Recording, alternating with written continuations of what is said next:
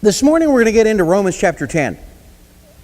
And one of the things we've got to look at here before we start digging into Romans chapter 10 is, what is the context again? Because remember, 9 through 11 were written about Israel.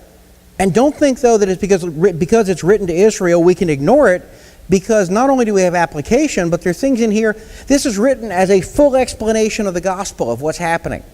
But in addition to that, if we look at the context, remember in chapter 9 centered around one question, which is around in verse 9:6, which is, did God's word fail? Did God say something and then it didn't happen? And all chapter 9 is spent answering that question, saying, no, God is faithful. So it really, even though it's written about Israel, the topic of chapter 9 is really the faithfulness of God. When we get to chapter 10, there's a whole new topic that's opened, and part of this topic is, did God not like Israel anymore? Did Paul not like Israel? And what's really happening here? So let's go ahead and read chapter 10, verse 1 to start with. It says, "Brethren, my heart's desire and my prayer to God for them is for their salvation." Now, when he's talking about them, he's talking about his Jewish brethren. So the point is that Paul is saying, look, I would do anything to bring these people the gospel. And if we look back and remember, in chapter 9, verse 3, Paul said that he would suffer being accursed, and the literal word there was anathema, in order to see his brethren saved. So Paul wanted them saved. Now what's ironic is, in the modern day, people who try to reinterpret the Bible, we actually have people that have said that Paul was anti-Semitic, Paul was anti-Jewish, which is kind of crazy considering that Paul was a Jew himself. And part of the question here also is, did God just turn his back on the Jews and suddenly not like the Jews anymore? And what Paul is starting off with in chapter 10 is saying, no, wait, I still care about them. I care about them deeply. I want them to know the gospel. But they had to come to know the gospel on God's terms, the way God's laid it out, not on their terms. And that's what we're going to get into here in the rest of this chapter. Now, if we look at verses 2 through 5, something we're going to see that's interesting. This doesn't necessarily come through in the English, but in the Greek there is a word, it's a very simple word, nothing special about it, called gar. That word literally means for, okay? And each of these verses, I'm not going to explain why it doesn't. Let me say this. Each of these verses begins with the word gar. Now, if you're a Greek student, you know what a postpositive word is, and you know that was a mistake to say what I said. But for all practical purposes, they start with the word gar. Here's the point. The reason I'm bringing that up, and the reason that was so confusing, is because you need to know that word is linking all of these verses, 2, 3, 4, and 5, and saying, this is the reason, now this is the reason, now this is the reason. You can't just pull 2 out or pull 3 out and go, here we got this. They're all linked together. And again, I apologize for the confusing way I said that. If you understood why I said it that way, you know exactly why I said it that way. Now, if we look at verse 2, it starts with, For I bear them witness that they have a zeal for God, but not in accordance with knowledge. The first thing we've got to look at is this. Frequently when we think of the Jews, we think of, they're the ones that just missed it all. Jesus came to them. All they had to do was accept Jesus, make him their king. Everything was cool. And a lot of times, even I get the feeling sometimes like we almost have a looking down on the Jews type thing occasionally. And I don't mean this church, but I've seen that occasionally. Why didn't they just see it type attitude? And what we forget about is, number one, it's not uncommon for people, not Jews also, but anyone, to miss what the gospel is. But number two, what Paul's pointing out here is, even though they missed the gospel, look at the zeal that they had. If you look at the Jews at that point in time, they were a very religious people. These were not people who were just off doing anything they wanted to. They were searching for God, but they missed. So it's something where it's not that Paul's looking down on them in this chapter. It's not that we should be looking down on them in any way. They had a real zeal to serve God. I mean, if you look at groups like the Pharisees and groups like that, man, these guys lived their entire life putting rule upon rule upon rule to make sure their life squared with God. Now, it was wrong the way they did it, but it wasn't because they weren't without zeal. So we should admire the zeal that they had, even though they missed what they were going after. And that's what Paul's starting to say here to start with is, For I bear them witness that they have a zeal for God, but not in accordance with knowledge. So the desire was there, but they missed the knowledge. Now, if you think about it, if the foundation is wrong, everything else is wrong. If you build a house with a bad foundation, I don't care what the aluminum siding looks like, you're going to have problems with that house. Same thing here. What he's saying is their zeal, their desire, everything, they were on a freight train trying to do as much as they could, fast as they could, serving God, but the foundation was wrong, and that's what they missed. This knowledge was missing. If you remember anything about the history of space exploration, in 1999, NASA sent a Mars orbiter and launched it. And the idea with the Mars orbiter was it was going to circle around Mars and orbit Mars and continue to stay there and report back all kinds of wonderful information, and we could learn about Mars and everything you'd want to know about Mars type thing, okay? On September 23rd, 1999, this Mars orbiter finally arrived at Mars. And as far as I know, the last thing that happened was it was crushed in the Martian atmosphere. And people were going like, why? What happened? And they started doing a little research. You know what happened? All of the work that was done by NASA, was done according to one standard.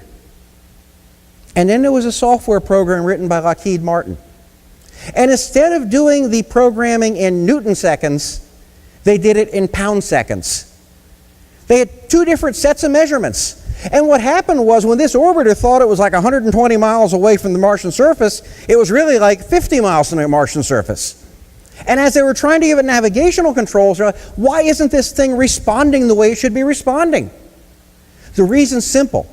There was a bad foundation of the knowledge that they had, and they got it screwed up, and they had a mismatch there. And it didn't matter how well-intentioned the people controlling the orbiter were doing, that thing was going to crash when it got there. And everybody thought it was great, beforehand. They're celebrating before it gets there. But as soon as it got there, what they found was there was no way this thing was ever going to work. And it was all because the foundational knowledge that orbiter was built upon was wrong. There was a mistake there. We've got the same thing here when we talk about the end of verse 2, but not in accordance with knowledge. If we look back a couple of weeks ago, we talked about Hosea 4:6. Hosea 4:6 was Hosea talking with God saying, my people were destroyed for lack of knowledge. Now, one of the things we might want to ask ourselves is, does this mean that the Jews didn't know who God was? Of course not. They could have explained who God was better than any of the Gentiles could have. They knew about the temple. They knew about what happened with Moses leading them out of the land. They knew about God parting the Red Sea. They knew about creation. They had that type of knowledge. But what they missed is the righteousness of Christ, which was given to the people for salvation. That was the knowledge that was missed. When Christ came, it wasn't an issue of the law. Christ came, He paid the price, and they missed it. And in addition to that, this knowledge wasn't something like, gee, they're really stupid or something like that. That wasn't what it was. It wasn't stupidity and it wasn't ignorance. What it was a willful rejection of the knowledge that God was giving to them. Willfully saying, I don't really care what you say about who you've sent. I'm still looking for something else. I've got another idea of who the Messiah should be. I've got a concept of saying the Messiah is a ruler who's going to put us in charge.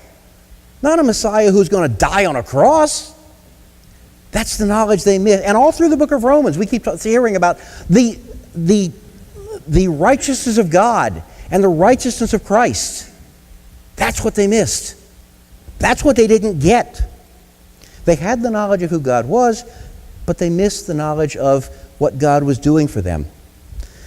Now, if we also look and continue on to verse 3 and 4, it says, for not knowing about God's righteousness, and there he's explaining, what did they miss? For not knowing about God's righteousness and seeking to establish their own, they did not subject themselves to the righteousness of God. Didn't know of God's righteousness. They knew who God was. They knew that God was righteous. This is not saying they didn't know God was righteous. They didn't know that Christ paid the penalty for our sin. They didn't understand Romans 3:25, which was Christ being the propitiation. We've talked about that before. The righteousness of Christ, which satisfied the wrath of God. and which is applied to each one of our accounts as we become a believer. Not only that, if you look at the Old Testament, it's there. It's not as clear. It's not as easy to see. But in the Old Testament, right from Genesis on, they knew there was a Messiah coming, and it was never the law that was going to save them. The law was showing the way, but it was the Messiah that was going to save them through faith. Look at Romans chapter 4, a part of this argument that Paul laid out. Romans chapter 4 was talking about Abraham. Was Abraham saved by works? If he was, he's got something to brag about. So Paul said in the beginning of chapter 4, no, he wasn't saved by works, he was saved by faith. Every person who's ever been saved, whether Jew, Gentile, church age of time of Israel, prior to Israel, whoever, every saved person has been saved by faith. There's no such thing as a person who made it on works. And that's what they didn't get. That's what they were missing here. It's Christ's righteousness, it's God's righteousness that's required for our salvation. It's not our righteousness made through works. In addition to that, it's even worse because it says they were seeking to establish their own righteousness. So what they were saying is, I want to do it my way, I want to work my way there. And they did not subject themselves. If you look at it, they did not subject themselves to the righteousness of God. Did not subject means it wasn't a problem with understanding it, it was a problem with saying, no, I'm not going to do it that way. Came down to one word eventually, pride. That was what separated them. That's what stopped them. And the pride caused them to reject God's righteousness. Because again, the Jews were very religious people. It wasn't a matter of being religious. And we see this around us, honestly. We see this around with cults. We see it with other religions sometimes. People are very religious.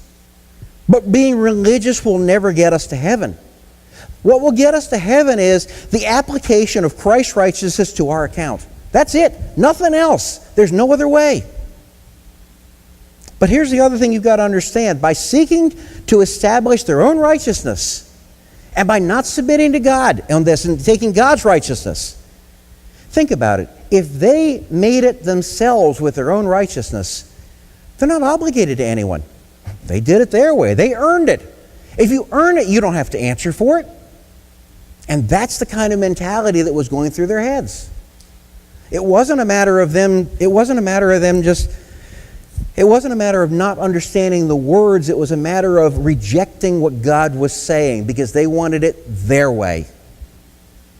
And too often in the Bible, we want to reinterpret the Bible to have it our way. I mentioned before, there have been passages in Romans that I really didn't enjoy I shouldn't say that. It was fine to preach it. It wasn't how I would have put it myself if I were God and writing the Bible. But you know something? I'm not God and I didn't write the Bible. I've got to speak about what's there, not about what I would like to be there. And that was the problem they had here, was trying to do it their own way. Now we hit in verse 4, for Christ is the end of the law for righteousness to everyone who believes. If you remember when we went through the book of Galatians, Paul was hammering the Galatians over and over and over, you foolish Galatians. And if you remember, if we put it into a modern vernacular, you could easily translate one of those verses as, you morons, what were you thinking? Now that may not sound biblical, but that's actually what was being said there. And he was saying, why are you trying to gain your salvation by the law when you know it's by faith? You were saved by faith and now you want salvation by the law. You want to live your life under the law and resubject yourself to the law. The entire book was about the law is dead, the Mosaic law. And we got the same thing here with Paul saying, for Christ is the end of the law for righteousness to everyone who believes. Now we've got something here that we've got to look at, is what does it mean by the end? If we actually go into the original word is teleos. And that word, when it says end, means it's a goal. It's to fulfill. And it would have been used, for example, if you were running a race and you got to the teleos. The teleos was the finish line. You finished the race. It didn't mean that two-thirds of the way through the race organizers just said, that's it, we're done, we're abolishing the race. No, it means you finished it. You got to the goal. And that's why in Matthew 5:17, Christ said that he came not to abolish the law, but to fulfill the law. That's what he was saying there is, I'm putting an end to it, but not by just saying, all right, forget it, we'll just ignore the law. He put an end to it because the sacrifice had to be paid to finish the law, to come to the culmination, to hit that goal. And that's what Christ was saying himself. Because when he said it, when he said it in Matthew, when Matthew recorded it, when he said it originally, he was still under the law. We see that in Galatians again, Galatians 4. But Christ finished the law, not by abrogating it, but by fulfilling it.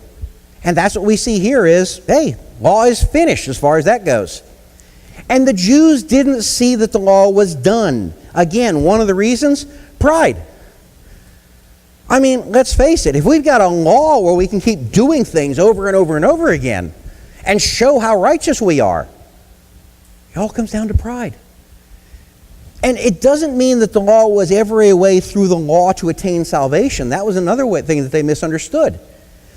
Follow the law, you make it to heaven. No, following the law meant you have faith in the Messiah, and therefore you're following the law to show that faith.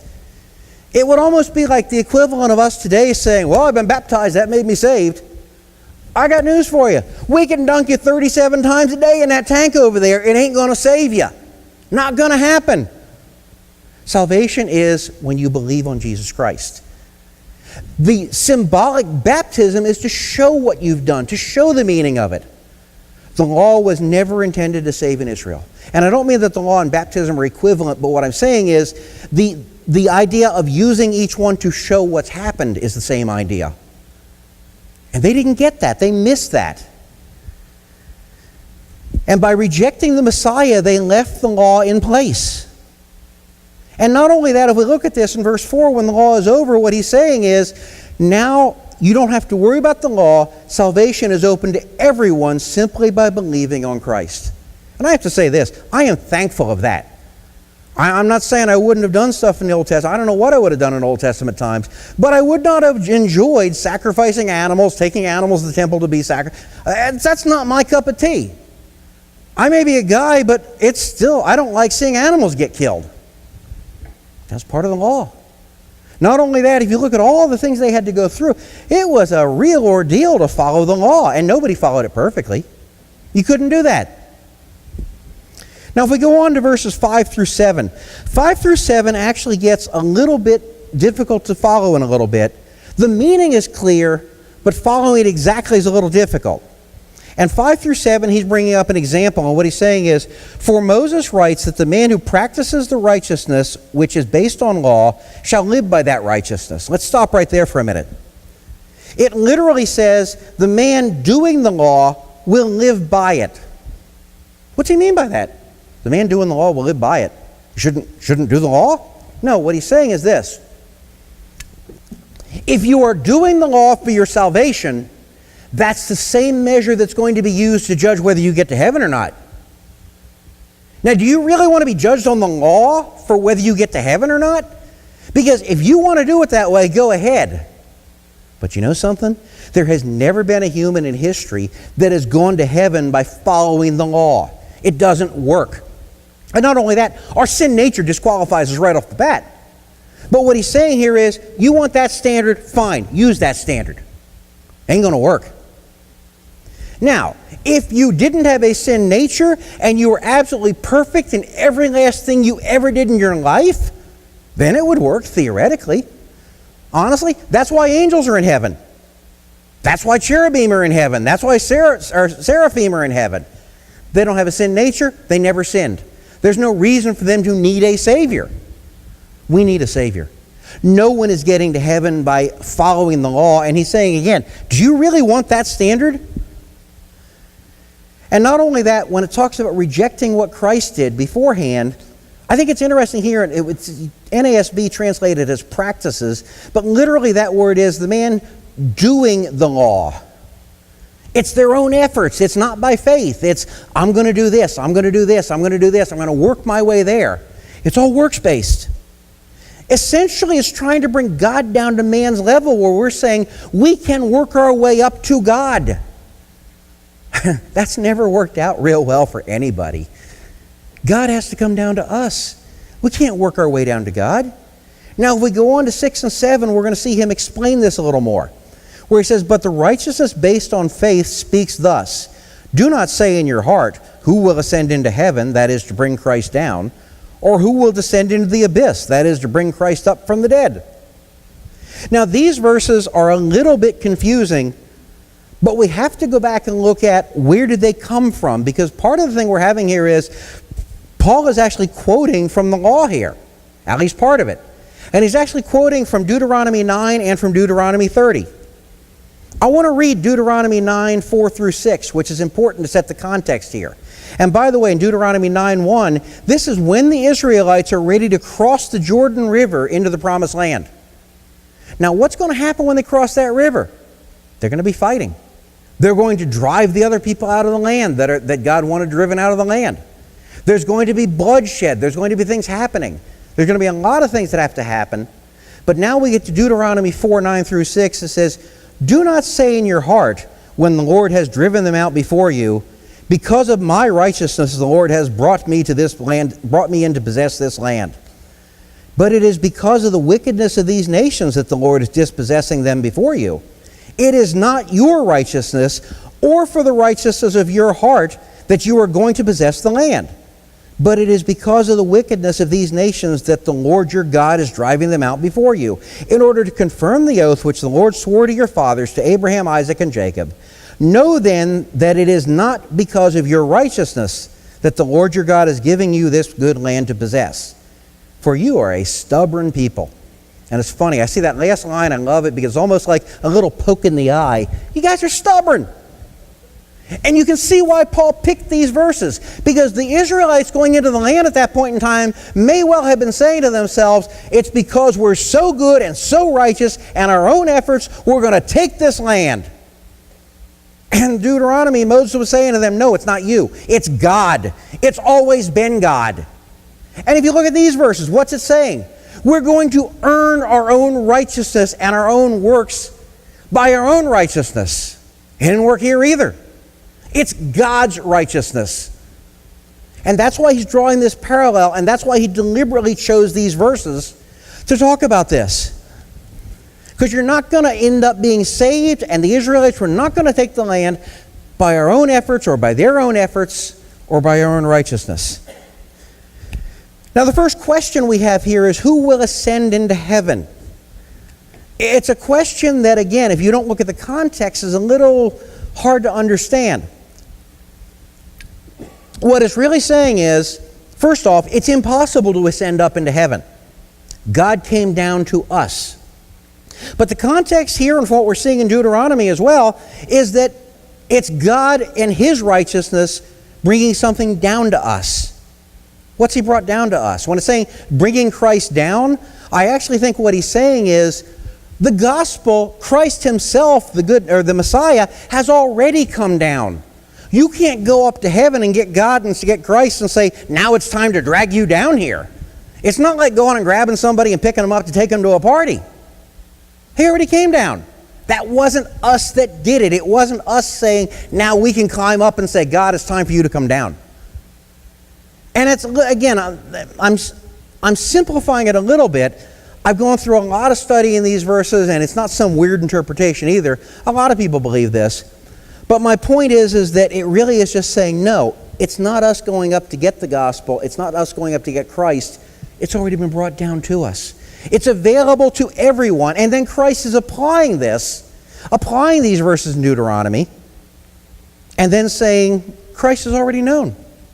Now, if we see the second question is, who will descend into the abyss? That is, to bring Christ up from the dead. It's talking about either descending into hell or possibly the grave, depending on how you interpret this. And the point is, to go down to hell or to go down to the grave to try to bring Christ up is foolish, because he ain't there. He's not in the grave. He's not in hell. He's already come up. And when he went to hell, by the way, one misinterpretation that you'll hear occasionally in churches is Christ suffered for 3 days in hell. Christ doesn't suffer in hell at all. When it's talking about him going down to hell, it was talking about him going to the Sheol and preaching judgment to those who were in the lower chamber of Sheol and freeing those who were in the upper chamber and taking it to heaven. It's not talking about Christ ever suffering. Christ paid the penalty to satisfy the wrath of God. It had nothing to do with the devil. So the point here is, you can't go down and bring Christ up. He already went down. He's back. The gospel's here. The Messiah is here. Now again, it's a little confusing if you read these verses just casually. But it's pretty clear when you start looking at it. What he's saying is, it is absolutely impossible for any one of you by your own works to decide it's time to go get the gospel, because the gospel is here and is freely available to anyone. That's the summary of those verses here. Again, like I said, if you want to study it, feel free. I'd love to have somebody study it more. But that's what he's really saying. The gospel's already here. It's not by us. Now if we move on to verses 8 through 10. Verse 8 starts with, "But what does it say? The Lord is near you, in your mouth and in your heart. That is the word of faith which we are preaching." The first thing I should say is this verse actually starts, again, nothing magical about it, but starts with the Greek word Allah. Now that word there is a strong, I was going to say it's a strong but that's not what I mean. There's several different words that we use in English for but. In Greek, we have several different words. This one is a strong contrast, okay? So what he's saying is in verse 8, hey, forget about what you're saying about how we're going to bring the gospel down to us. Here's what the truth is. And now he's going to bring out a positive example, whereas previously it was the negative example. Don't say in your heart this, but you already know this.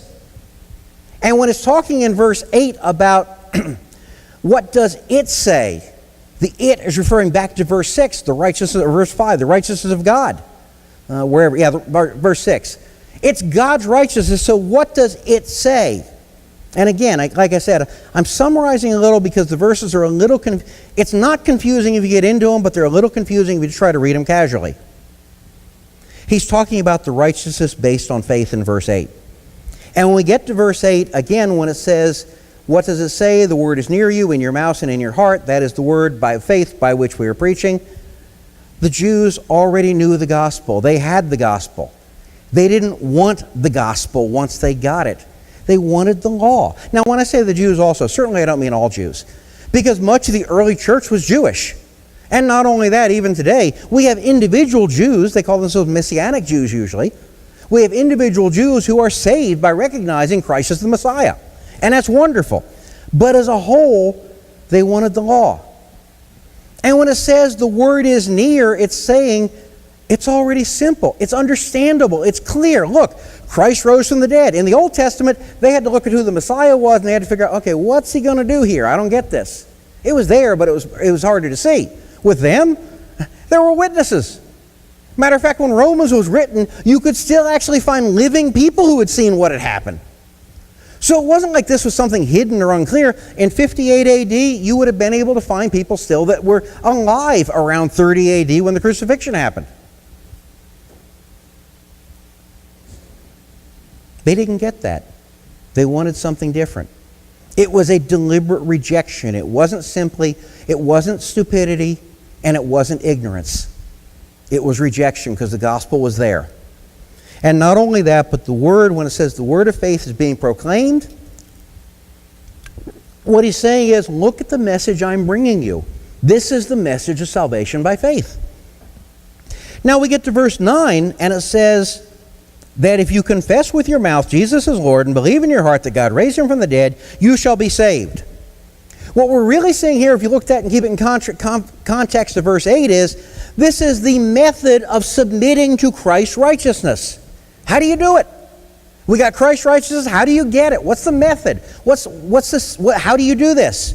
Well, how do you do it? Confess with your mouth Jesus is Lord. Believe in your heart Jesus raised him from the dead. You shall be saved.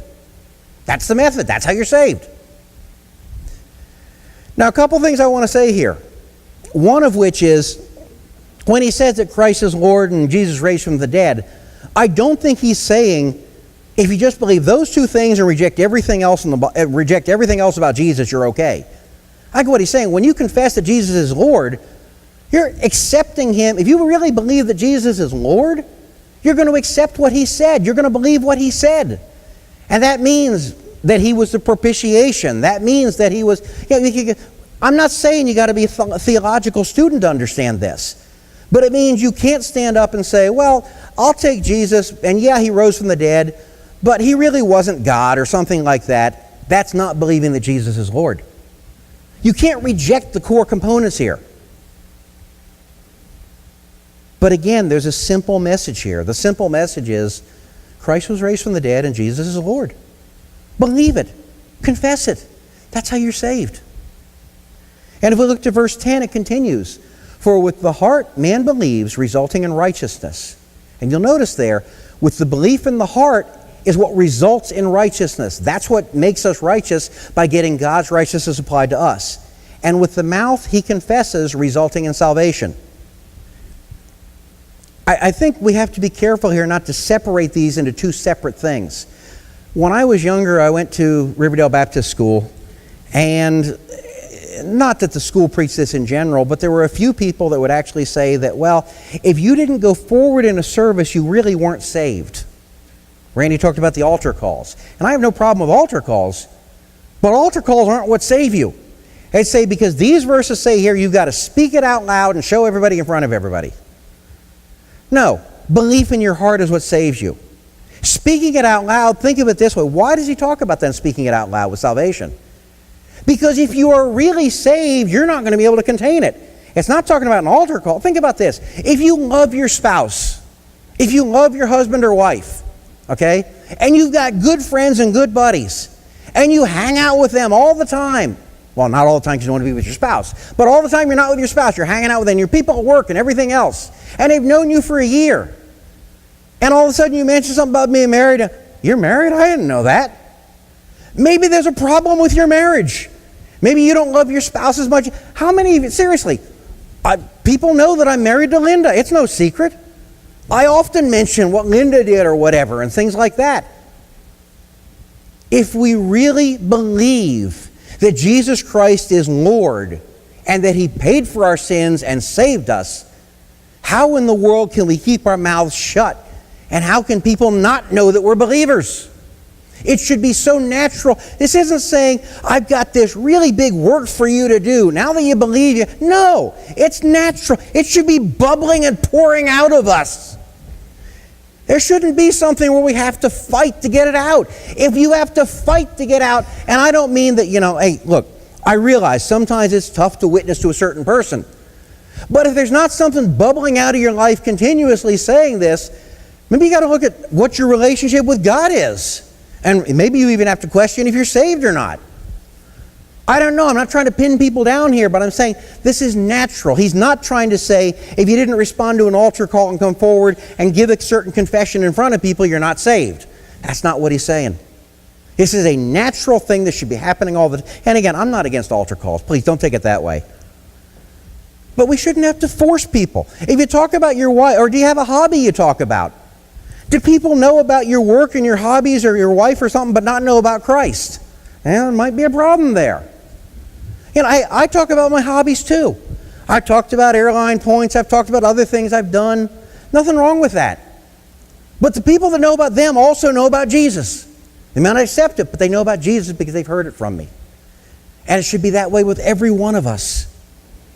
Randy and Jean both mentioned today something else that's true. It's not our job to go out and save everybody in our community. Every believer in here should be training and being discipled so that we can present a gospel and give an answer to those who want to know what's going on. It should be part of our life where they can see it. Now, we've done some interpretation here. Let's look a little bit about application. In 1994, there was a Miss Universe pageant. I usually don't quote from Miss Universe pageants, but there's a reason for this. Miss Alabama came up and was asked the question, if you could live forever, would you, and why? Her answer was, I would not live forever, because we should not live forever. Because if we were supposed to live forever, then we would live forever. But we cannot live forever, which is why I would not live forever. No, that wasn't bad poetry. That was an actual answer, okay?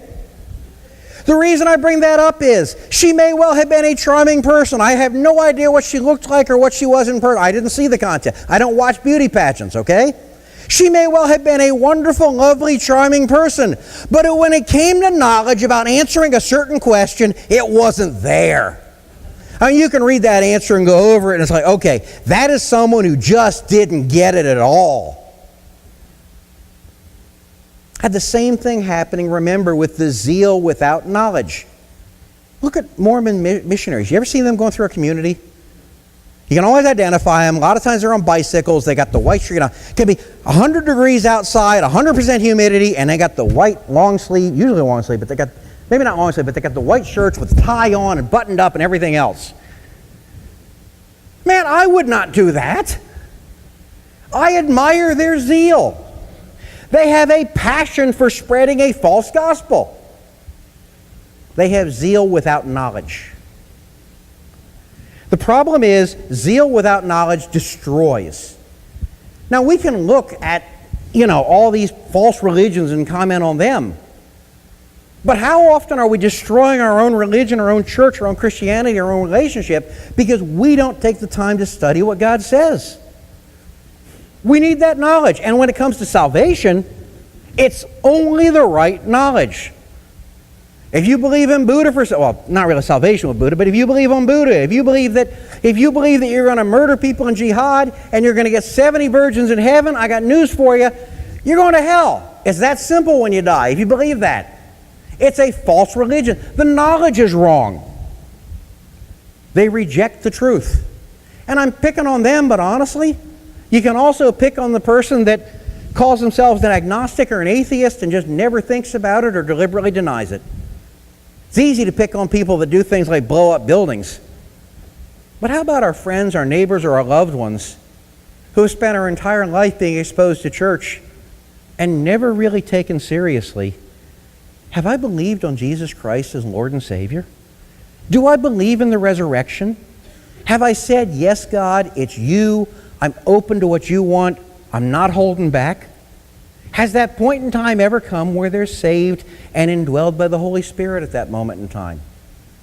And I'm not talking about something mystical like I'm not talking about mystical sign gifts here. Indwelling by the Holy Spirit happens to every single believer person that becomes a believer. Sometimes it's hard to remember that these people are all around us. And it's only through us that they're going to hear about it. And it means we need the knowledge of the gospel. We need the knowledge of the Bible to present to them not only the gospel truth, but honestly, when an unbeliever comes up to you and gives you a tough question, when an unbeliever says, how can you believe in a God that allows this to happen? How can you believe in a God that said, kill the Canaanites, etc.? You know something? That's not an unfair question. It's questions we need to have the answers to. And we do have the answers. And that's what's great about it. God gave us the answers in the Bible. We have every answer we need for the non-believers to give that to them. And it's funny, sometimes we think non-believers are being just argumentative to be argumentative. No, sometimes they're being argumentative because they really want to know the truth. I mean, if you think about it, it's a logical question to say, how could God allow floods? How could God allow tornadoes? How could God allow war? Well, it's simple. It's our sin nature doing it. It's not God. God allows it, but it's not God causing it. And the point is, we need to have the answers for whatever they come up with. We need to have the knowledge and the zeal together. Without knowledge, we end up with an emotional-based theology. We end up with a theology of, prosperity gospel, or do what feels good, or Jesus is a magic genie, or whatever. That's not the gospel of the Bible. That's not the good news that's being presented here. Now, we also have another danger here that's the opposite of that. Knowledge without relationship destroys. Two things. If we don't have a relationship with God to start with, we're going to hell. But secondly, even if we're believers and Christians, if it's just gaining knowledge, and we just gain knowledge and nothing else, and it doesn't affect us or change us, it's worthless. If you look at what happened with the Ephesians. Ephesians lays out a plan for believers in the Ephesian church. That plan was, God chose you, you were a child of God, and now that you're a child of God, you need to glorify God. And how do you glorify God? By living a changed life that demonstrates you're not like the other Gentiles anymore. That's still good advice for us. People should be able to look at us, and I've had this happen, but think about this. Have you had people come up to you and say, are you a Christian? And not because they're Christians, but because there's something about the way you live or talk or whatever that they say, there's something different about this person. They ought to be able to spot us. We're supposed to be a light not a rock sitting on the ground that doesn't give off any light. Not picking on rocks here, but anyway, the point is that we're supposed to be a light. That happens when we have knowledge of the Bible and when we allow that to come out and show in our lives. We need both. Either one without the other is spiritual death. Not necessarily spiritual death as far as hell if we're a believer, but it's going to just separate us from God. It's going to make us useless to God. We got to have both. The other thing for application here, which applies to us, the law has been fulfilled. The Mosaic law is no longer relevant to our lives. Okay? I was amazed several years ago when over at Capitol they started using a book in one of their classes. And Linda showed it to me and I read it myself. Did I really see this right? Yep. The entire book was written by a Jewish woman telling believers why they are still subject to the Sabbath and still under the Mosaic law. And I was like, what? Now, I don't think they would have had that book in 20 years ago over at Capitol. But that was a law being used in the spiritual formation class at Capitol Bible Seminary. And I don't want to pick on Capitol because unfortunately you can go to a lot of seminaries nowadays and find a lot of this stuff in certain classes where they're leaving the basic teachings we have. And again, you may be saying to yourself, maybe he's making this up. No, I read the book. So did Linda. She said, you're not going to believe this. Believers are still under the law. Actually, yeah, I see Robert's hand on the back. He had to use that book in one of his courses. He's right. He knows I'm telling the truth. I'm not making this up. But here's the thing. When we look at the law being fulfilled, the Jews had the right answer to the wrong question. Following the law was the right answer in the Old Testament, but not for salvation. But following the law to show they were believers, yes, that was the right answer. But it was the wrong question. Many years ago, I was traveling outside Las Vegas, either 1984 or 86, I forget what, and it was June, I remember that. And in the city, it was 116 degrees, and by the time I got outside the city, it was 120. And it was interesting, and it actually, with the low humidity, it actually didn't bother me. But the point is, it was 120 degrees, and I don't want to say fat, dumb, and happy, because I wasn't quite as fat then. But the point is, I was driving around, I was happy, everything was cool, and I had my t-shirt on, and I had my shorts on. And I had on my tennis shoes, okay? Everything was great. Had the air conditioner on, everything, 120 degrees didn't bother me at all. By that night, I had reached the Eisenhower Pass in Colorado, which is 11,600 feet up. And didn't even think twice when I stopped at the rest stop to run up a long flight of stairs to get to the restroom up there. And then I noticed two things. Why is there snow all around me? And number two, it was 25 degrees. I went through a 95-degree temperature change in one day. And when I got out of that car, you know what I had on? My t-shirt, my shorts, and my tennis shoes. I had the right clothing for the wrong situation. The time had changed. When I left Las Vegas, hey, it was the perfect clothing. By the time I got up to the Eisenhower Pass in Colorado, it was not the right clothing.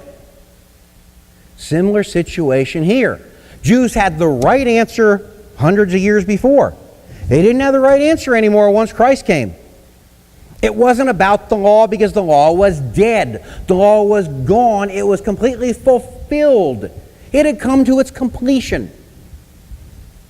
The Jews missed the entire concept of propitiation and justification. It was there plain as day. But they didn't see it because they didn't want to see it. We can do the same thing. We can subject ourselves to the law again and many Christians will still subject themselves. Well, part of the Mosaic law is alive. Okay, well, not if you look at what Paul said in Romans and Galatians. I'm sorry, Paul's got a different message. Now again, we also can take the other extreme, which is the law is dead, I can do anything I want. No. Prior to the Mosaic law, right and wrong still existed. It's not like you could go murder somebody and go, I didn't know you couldn't murder anybody. Of course you did. It was still wrong. So it's not like right and wrong have disappeared. But the Mosaic law, it's dead, gone, and completed. And I'll stand by that one because Paul stood by that one. The other thing we can see is seeking our own righteousness. Unbelievers often want to be saved by works. What do I have to do to be saved? Believe on Jesus Christ. Faith. Okay, but what do I have to do? Do I have to do penance? Do I have to do this? Do I have to do that? No. Believe on Jesus Christ, be saved. They want to work their way up, and it's a natural thing. I achieved this. It all centers around I. It's pride. They don't want to just say, a gift? Oh, thank you. Many of us have trouble accepting gifts. Unbelievers are the same thing when it comes to salvation. But it's not just that. The believers can have the same problem in that we believe on Jesus Christ, but we never take into our heart that we have Christ's righteousness. We still want our own righteousness. We should be doing good works as a result of our salvation. But too often we get into this, we're doing it to earn our way up to please God. No, it's Christ's righteousness that saved us. It's not us. And if you look at the basis of most cults, and many churches even, the basis of pretty much every cult is how you can earn your way to heaven. That's the difference. Christianity says you can't. We can't go up and grab Christ in heaven. We can't go down to hell and bring him up. You're never going to earn salvation, period. It's right here. Righteousness of God, righteousness of Christ. It's that simple. And that ties into this last application, is trying to bring God down to our level. That's all we're trying to do when we try to earn salvation. We want to put ourselves on an equal footing with God. We're not going to say that. I mean, I won't say nobody. Most people aren't crazy enough to say, yes, I'm equal to God. But if you think about it, that's the message we're really bringing. I don't need God's righteousness for salvation because I can earn my own righteousness. Pride is the root. We want to live our own way. We want to earn salvation. There's only one way to be saved. And that way is to subject ourselves to God. It's not my way. It's His way. If you've never taken the time to come to realize that, maybe this is the day. It's His way. It's time to say, I'm willing to believe on Christ and accept that gift. I'm willing to believe on Jesus as Lord, not just a good guy. I don't know if everybody in here is saved or not. I hope so. But if there's someone that's not, think about it. Because the message is plain, the message is clear. And you can't walk away today saying, gee, I never knew. Now it comes down to belief or willful rejection, just like Paul was talking about in this chapter here. Even by doing nothing, it's willful rejection. And if we are believers, we've got a message to spread. We've got to do it His way. Let's go ahead and close in prayer.